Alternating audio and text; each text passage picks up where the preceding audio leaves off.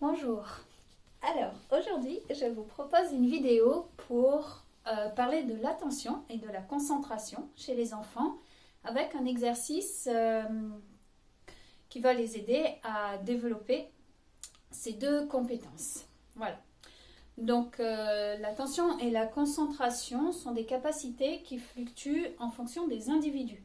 Donc, vous savez, je vais dire des choses de bon sens, que d'une personne à l'autre, d'un enfant à l'autre, les capacités d'attention et de concentration sont différentes. On n'a pas tous le même réservoir sur ces deux compétences.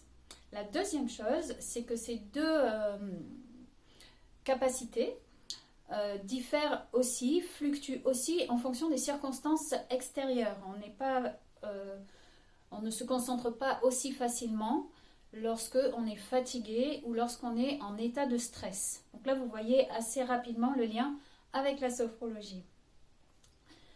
Autre chose, il faut savoir que en fonction de la qualité de notre sommeil, de notre alimentation, de l'hydratation, la concentration ainsi que l'attention vont être aussi influencées. Donc en tant que parent, vous savez certainement que si l'enfant n'a pas suffisamment d'heures de sommeil, le lendemain matin, il sera plus irritable, plus fatigué, plus agressif et il aura plus de difficultés à se concentrer et à être attentif. Donc le sommeil, c'est vraiment un élément très important à respecter et à protéger pour pouvoir donner le plus de chances possible à l'attention et à la concentration d'être optimale. En ce qui concerne l'hydratation et l'alimentation, pour que notre cerveau fonctionne correctement, il faut qu'il soit correctement hydraté. Donc une chose toute simple, c'est de proposer un verre d'eau à votre enfant régulièrement dans la journée, de l'eau. On est d'accord. L'alimentation, parce que le cerveau a également besoin pour fonctionner de certains aliments, notamment d'oméga 3, de glucides lents, pas de sucre rapide, régulièrement, en apport régulier dans la journée, et puis de vitamines et de minéraux. Alors là, c'est pas du tout mon domaine. Par contre, vous pouvez vous adresser à une naturopathe ou à une nutritionniste qui pourra vous conseiller et même vous donner des recettes et des idées. Donc j'ai mis dans ma petite présentation le nom d'une naturopathe qui est pas très loin de chez moi et qui a l'air super chouette. En ce qui concerne l'attention et la concentration, je vais dire encore une chose qui tombe sous le sens, mais le temps passé devant les écrans est un autre facteur influent. Donc on a tous des repères dans ce domaine.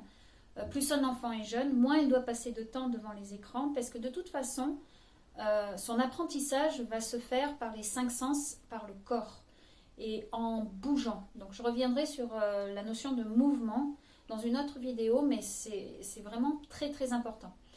Et si vous voulez que votre enfant ait un sommeil de qualité, il est recommandé que les écrans soient coupés 1h à 1h30 avant le temps d'endormissement.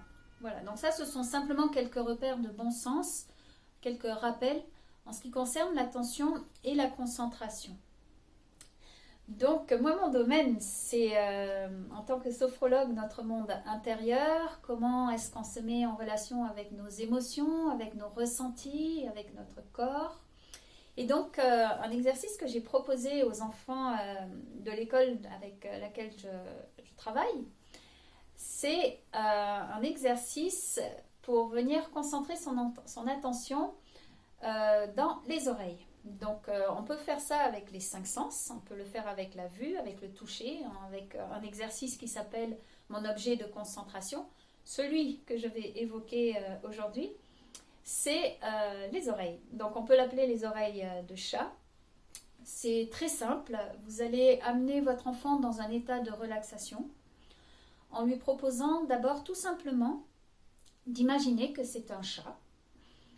Donc, lui proposer déjà de ressentir qu'est-ce que c'est que d'être un chat dans ce que je vois, comment je touche le monde autour de moi, la douceur de ma fourrure. Voilà, donc ça c'est sur le mode du jeu. Si l'enfant reste un petit peu en état d'éveil, c'est quelque chose qui est parfaitement acceptable et on voit également qu'on peut continuer à communiquer, à nommer les choses, à échanger avec l'enfant alors qu'il sera dans un état de relaxation tout à fait propice pour intégrer l'exercice. Donc on va proposer à l'enfant de se détendre et de relâcher chacune des parties du corps les unes après les autres. On peut commencer par le bas, on peut commencer par le haut, mais après on suit une progression où on va l'amener à relâcher, à imaginer que c'est un chat qui est en train de se détendre, peut-être au soleil, sur une terrasse, dans l'herbe, et qui se prépare à faire une bonne sieste. On a tous ressenti ce que c'était que de voir un chat en train de dormir paisiblement et souhaiter être à sa place. Donc on va l'amener d'abord à se détendre dans son corps progressivement pour relâcher chaque partie du corps. Et puis dans un deuxième temps, on va lui demander de se concentrer sur son ouïe, de se concentrer sur ses oreilles de chat.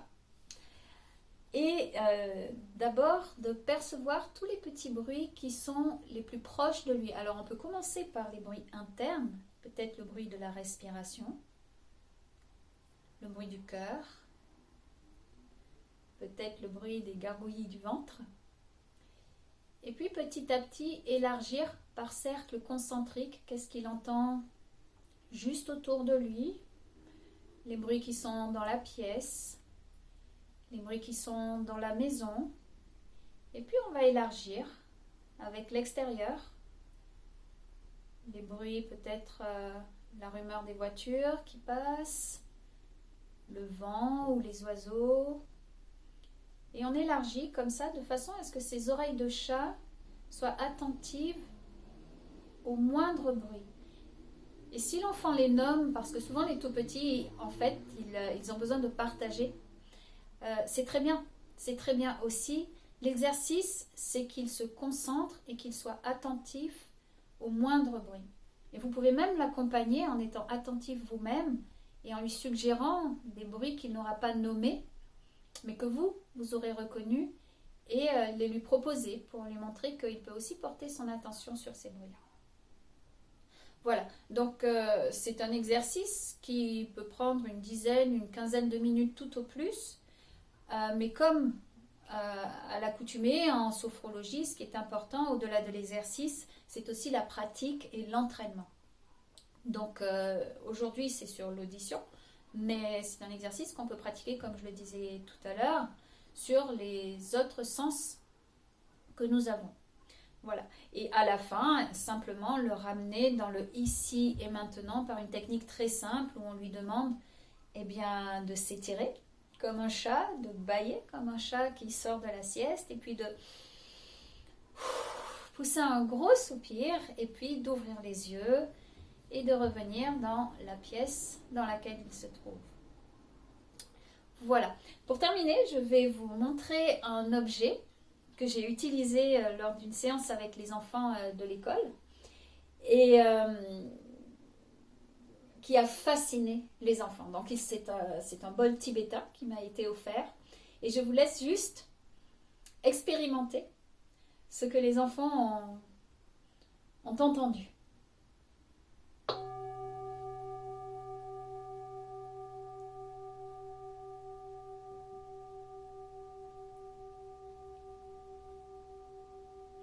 Alors il y a une chose que vous ne pouvez pas expérimenter à travers l'écran, mais que peut-être que vous percevez, c'est la vibration. Moi je le sens là dans ma main. Et donc, voilà, là j'entends encore du bruit. Et donc quand je fais ça avec les enfants, je m'approche d'eux pour qu'ils puissent percevoir que même quand on a l'impression qu'on n'entend plus rien, en fait, il y a encore un son qui devient de plus en plus faible, de plus en plus ténu, mais qui est toujours là.